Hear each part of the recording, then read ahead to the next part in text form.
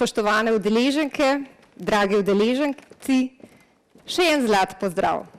Dobrodošli na vrhuncu letošnjega Zlatega kamna, razglasitvi prve nagrade Zlati kamen za razvojno najprodornejšo slovensko občino. Beseda kamen je asociativni, simbolni in s tem energetski stroj. Označuje trdnost.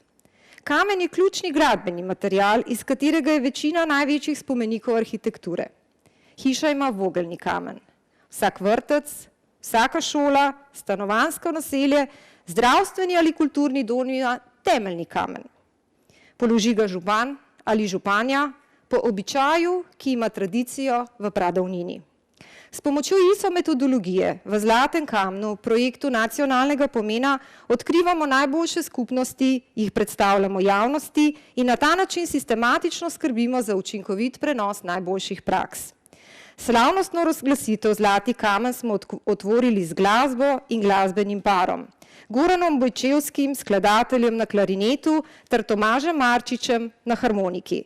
Pozdravni besedi zdaj lepo vabim častnega govornika, magistra Petra Ribariča, vodjo projekta Zlati kamen. Peter, izvolite.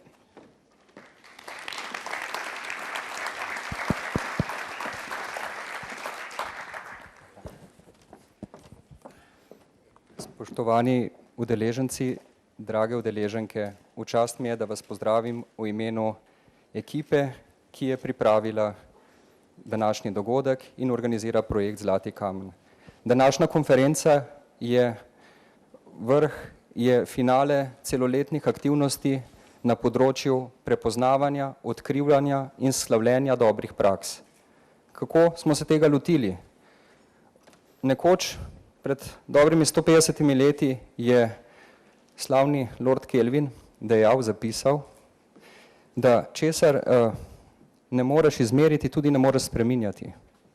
Tudi mi verjamemo za to.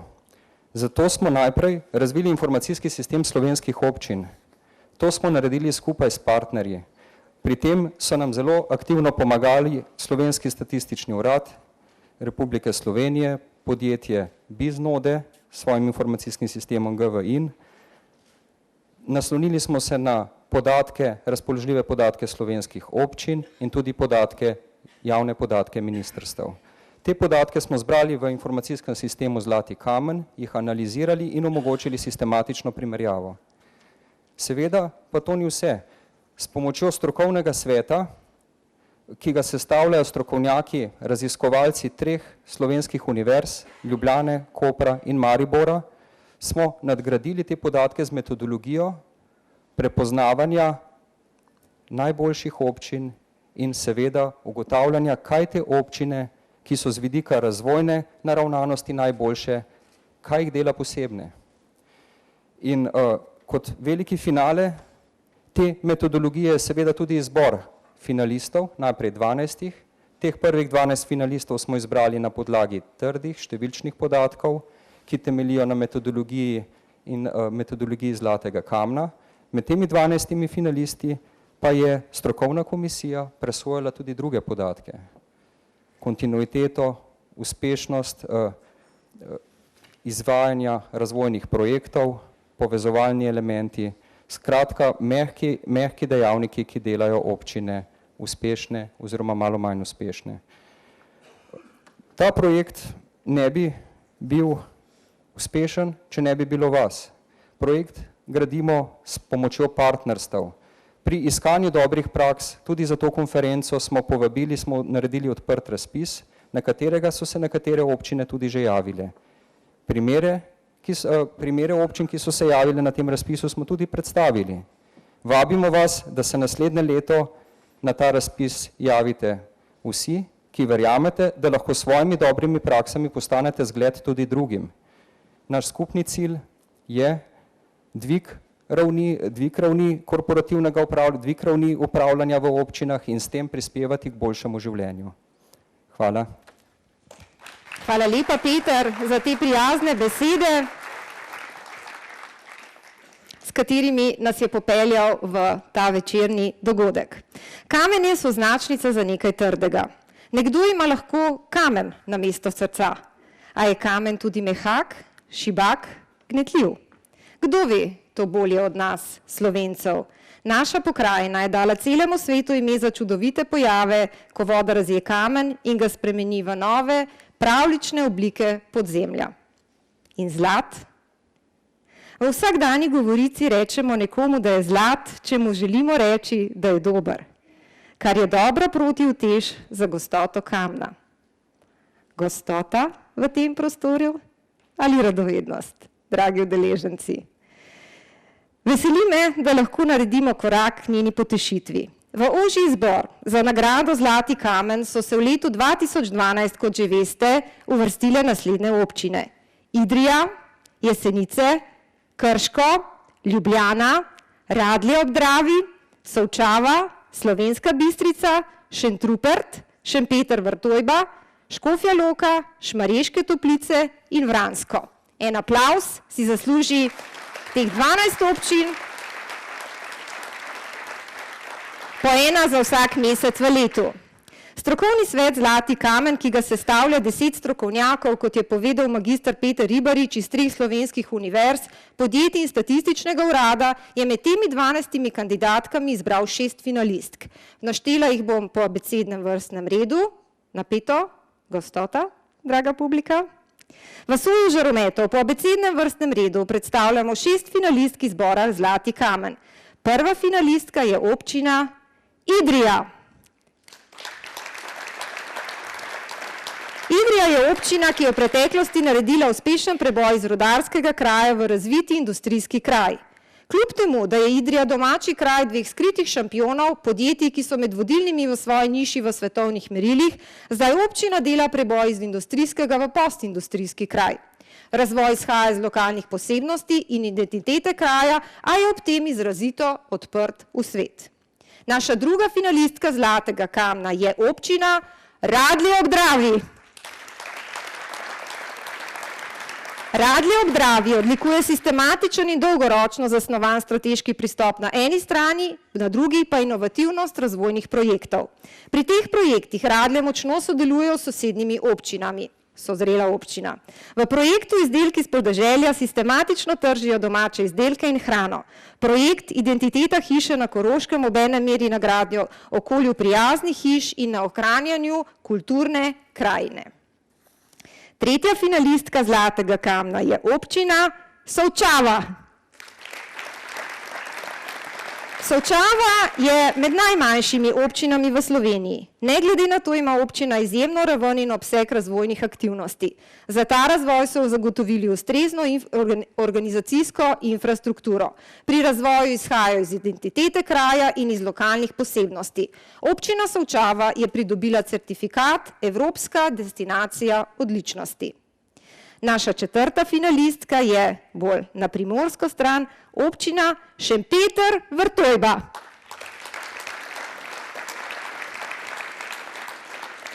Šempeter Vrtojba sodi med najrazvitejše občine v Sloveniji. Občina zelo dobro izkorišča svojo obmejno lego in izdatno sodeluje s sosednjimi kraji v Sloveniji in Italiji.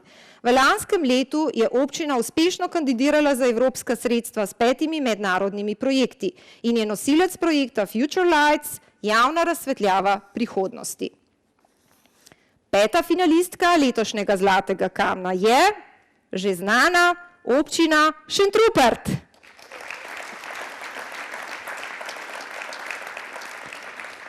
Šentrupert je mala občina, a je vodena izjemno strateško. Strategija občine je zasnovana dolgoročno in predvsem konkretno. Ima merljive cilje in je oprta na konkretne projekte. Razvoj je uravnotežen in zasnovan trajnostno.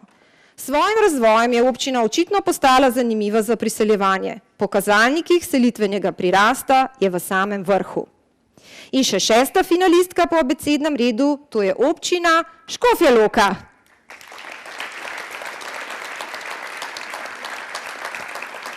Škofjo Loko odlikuje izjemna pestrost in bogastvo aktivnosti. Močno sodeluje s sosednjimi občinami in je središče območja porečja Sore. Občina ima vrsto zanimivih projektov na področju razvoja podeželja. Uspešno razvija turizem, po številu turistov je Škofja Loka med najhitreje rastočimi občinami v Sloveniji. Akcija Loško je ekološko daje rezultate že v prvem letu.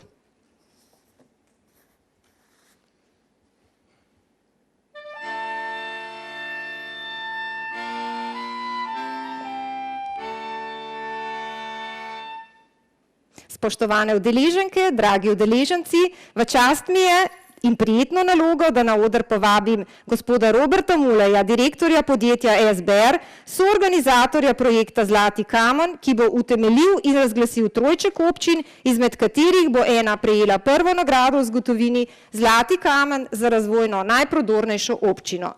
Z nami je človek, ki je Kamnu vdihnil dušo in napovedal vrstni red. Knežji kamen, temeljni kamen, zlati kamen. Hvala. Preden pridemo do tega težko pričakovanega trenutka, samo ena misel. V strokovnem svetu trdno verjamemo in zaupamo, da smo izbrali prav in da smo izbrali pravega zmagovalca. Ampak, kot smo prej slišali našo moderatorko, že z imenom smo povedali, da je zlati kamen pravzaprav nekaj simbolnega.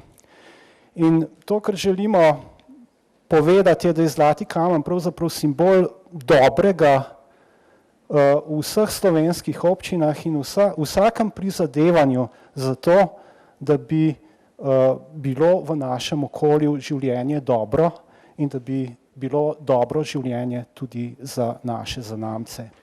Zato zmagovalec je danes eden in samo eden bo prejel nagrado, vendar trdno verjamem tudi, da je na nek način, da jo sprejema v imenu vseh vas in da je pravzaprav danes med nami zlatih kamnov v dvorani še veliko. Hvala lepa, Robert. Hostesa nam bo zdaj prinesla kuverto.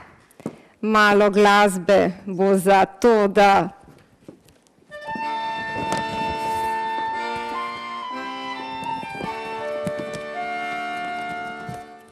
je trenutek napetosti še bolj napet. Na tretje mesto se je uvrstila občina Šempeter-Vrtojba. Kar dobrodošli na odru.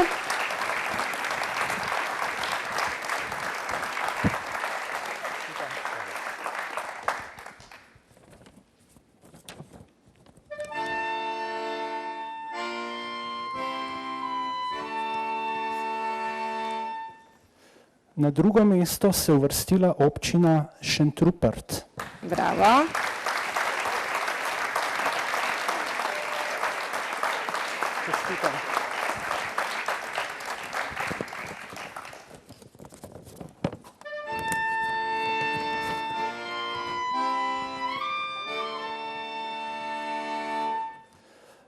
In na prvo mesto se je uvrstila občina Idrija. Bravo.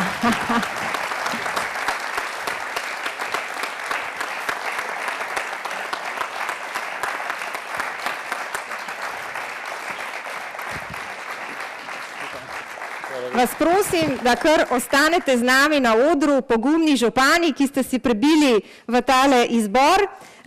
Nagrado Zlati kipec bo zmagovalcu Zlatega kamna podelil magister Peter Ribarič, vodja projekta Zlati kamen. Magister Peter Ribarič, prosim. Če ga pospremimo še z malo aplavza, bo doživetje samo še bolj zlato.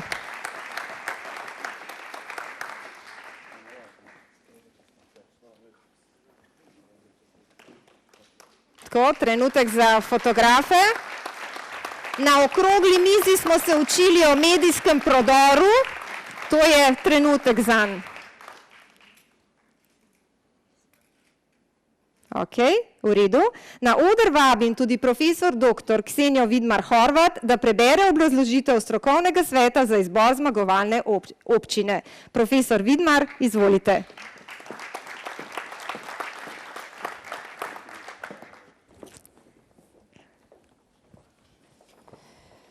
Zakaj Idrija? Zaradi celovite in dosledno izvajane strategije, ki daje otipljive rezultate. Ta strategija izhaja iz tega, kar kraj je in kar ima. Iz njegove identitete, tradicije in enkratnosti. To svojo identiteto gradi naprej. Idrija je v slovenskih okvirih nekaj posebnega. Na svetovnem zemljevidu je že več stoletij in je bila z rudnikom živega srebra že v zgodovini med najbogatejšimi in najrazvitejšimi kraji v Sloveniji. Po zaprtju rudnika je Idrija zelo uspešno naredila prehod iz rudarskega v industrijski kraj. Pri tem se v občini niso ustavili. Zdaj delajo nov preboj iz industrijske v razvito postindustrijsko lokalno skupnost. Razvojna strategija Idrije gradi na posebnostih kraja in na tradiciji, a je izrazito usmerjena v prihodnost.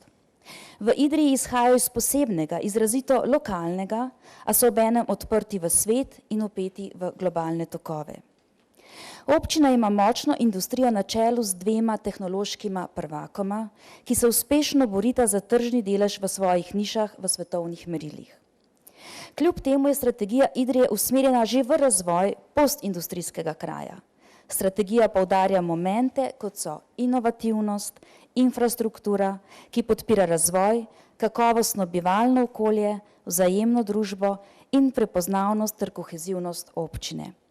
To so zveneče besede. V primeru Idrije so podprte s konkretnimi projekti, ki se že izvajajo. Marsikatera občina ima projekte, ki so na videz dosti bolj bleščeči in izvirni. Toda idrijska pot je že preverjena in prinaša vtipljive rezultate. Kvantitativna analiza je pokazala, da se občina uspešno razvija in da nima izrazitih šibkih točk. Spet, kar nekaj občin ima še boljše rezultate. A prav nobena od teh nima tako dobro zastavljene razvojne strategije kot temelja za uspeh v prihodnosti. Prav zaradi načina, kako spretno so v Idriji iz preteklosti, dediščine, posebnosti in celo slabosti kraja izoblikovali uspešno razvojno platformo za prihodnost, je strokovni svet z veliko večino Idrijo postavil na prvo mesto. V glasovanju je zbrala 26 točk od 27 možnih. Idrija ni prepričala le nas.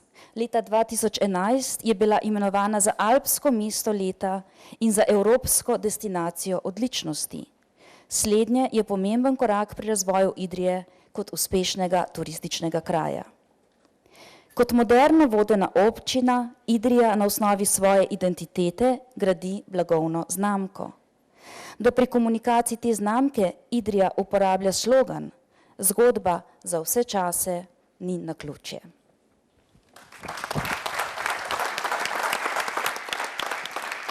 Hvala lepa, profesor dr. Vidmarjevi.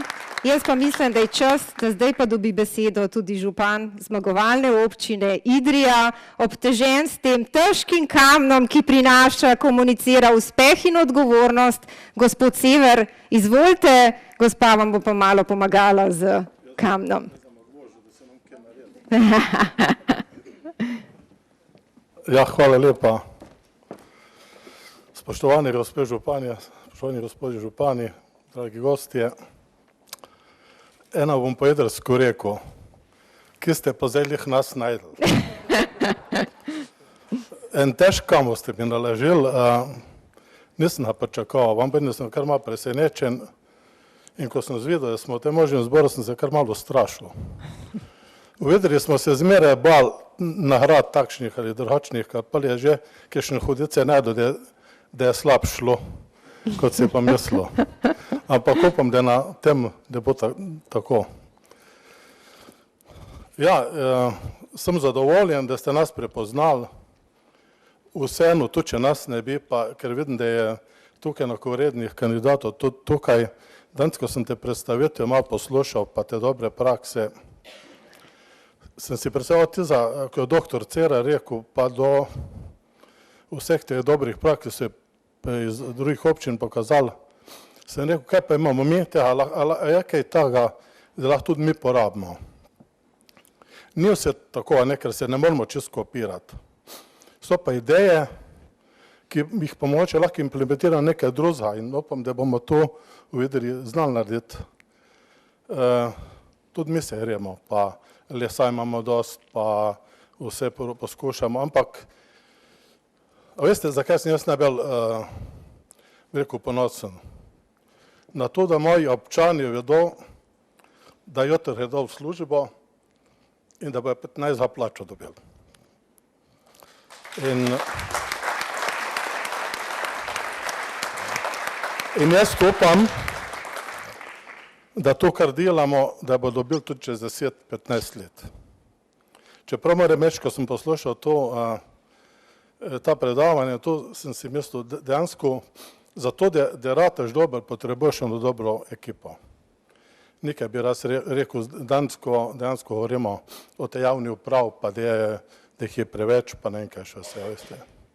Se jih ni preveč. To, kar je rekel dr. Cerar, od njih dobiti, kaj znajo narediti, kaj so sposobni, spodbuditi jih in da vidiš, da so zotraj prišli zadovoljstvom na delo. To je, mislim, tista pomembna zadeva in pol je uspeh sigurno zagotovljen. Jaz ne priznam, da smo ljudje lenuhi in da se nam ne da delati. Moraš dobiti eno intuicijo, eno željo, nekaj in odgovornost. Jaz tega recimo ne bi mogel narediti, če ne bi imel dobre občinske uprave. Absolutno ne. In tudi ta država bo mogla poskrbiti, da bo imela v prvi vrsti dobra uprava, da bo njim, da bojo tisti šefi, politiki, ki smo po politiki, pokazali, kaj treba narediti. Ponavadi njim sam, v bistvu ne pomagamo, ampak jim dejansko jih oviramo pri delu.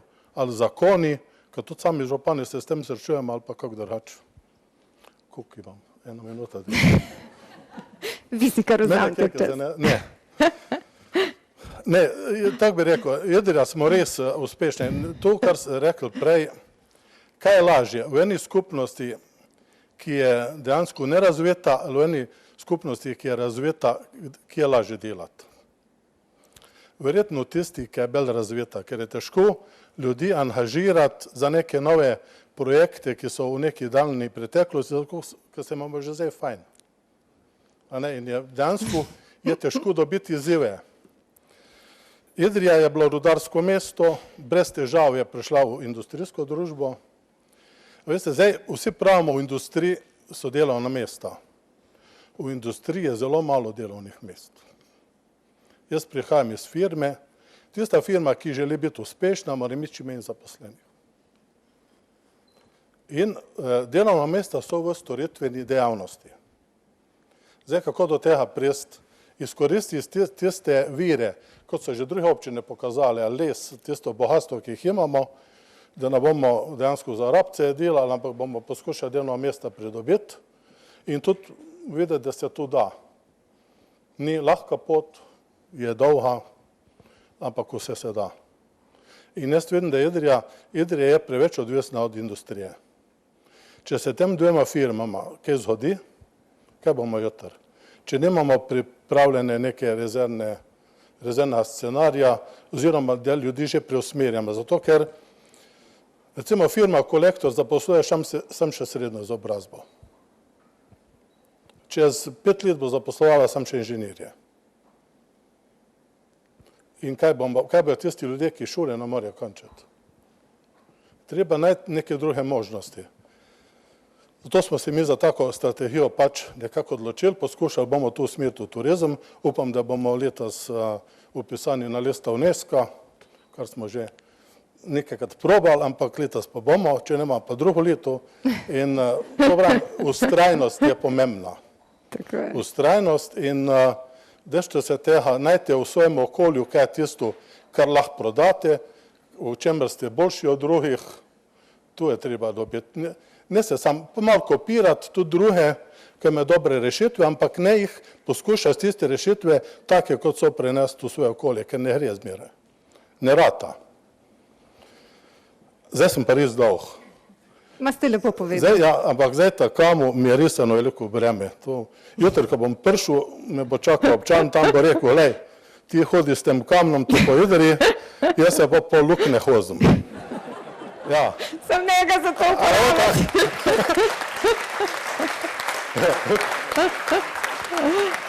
Ampak, kak je že, kdo je že tu rekel? Peter, ti si skala in da te skali bom se zidal cerkev. Hvala lepa. Hvala vam. Gospod Sever, hvala lepa za te iskrene, spodbudne besede, pa še zasmejali ste nas na koncu. Kaj bi si človek želel še več, razen ene stvari. Ko gledam tole sestavo, tukaj je nekako neuravnotežena, s profesor Vidmarjevo so v manjšini, tako da bi hitro povabila na odru, nam še nekdo manjka, članica trojčka projektnega vodstva Zlati kamen, tako da prosim še dr. Danijelo Brečko, da se nam pridruži iz razlogov samih, ker ne sme tale dogodek na koncu miniti brez nje, ker zdaj bomo pa dali prostor nečemu, kar bo delalo zgodovino. In sicer bi na oder povabila, poleg županov, ki so že z nami, še župane ostalih 3 občin, ki ste se uvrstili med 6 najboljših, se pravi še občino Solčava, Škofja Loka in Radlje ob Dravi, da se nam pridružite. Zakaj? Kar, gor!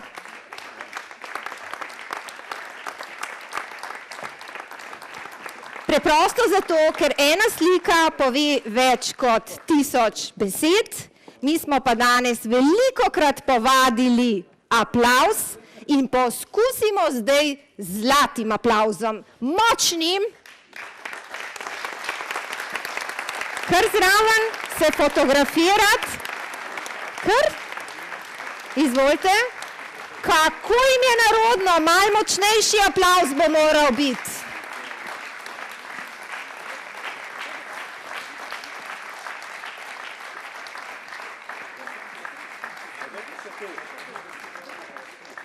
Evo, super, pravijo, da je vse stvar organizacije in komunikacije. Tako da bomo učinkoviti, torej tudi pri organizaciji bomo v času, ko bojo člani projektnega vodstva podelili tudi plakete 6 občinam, mi naredili še sklepno dejanje. Takole. Obljubili smo dobre in zlate zgodbe. Z njimi smo napolnili okvir, ki nam pomaga, da v svetu tisočerih razpršenih izzivov, kot je napisala dr. Danijela Brečko, usmerimo naše korake proti pravemu cilju.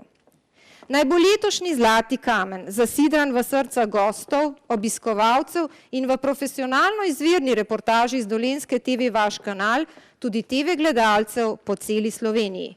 Naj se žlahti skozi čas in skozi nas. Dragi udeleženci, spoštovane udeleženke, hvala za vašo udeležbo. Hvala vsem, ki ste pozlatili slovensko prihodnost skupaj z nami. Dragi vsi, nasvidenje v novih zgodbah Zlatega kamna, ki skozi leto živijo na 3x zlatikamen.si in v reviji, ki jo prejmete ob izhodu. Hvala lepa, zlat pozdrav in srečno!